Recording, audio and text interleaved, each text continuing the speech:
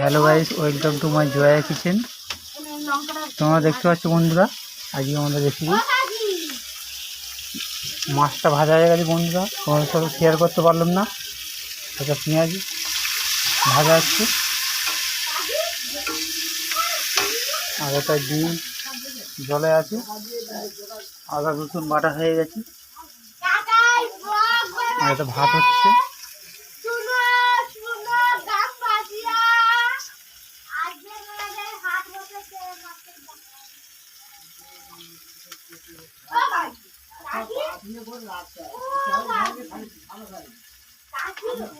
আর আমার বউ এখন বাইরে চলে গেছে রান্না করতে করতে। আমি এখন রান্না করছি। দেখতে পাচ্ছি বন্ধুরা, গরমের মধ্যে পেঁয়াজটা ভালো করে ভেজে নিচ্ছে।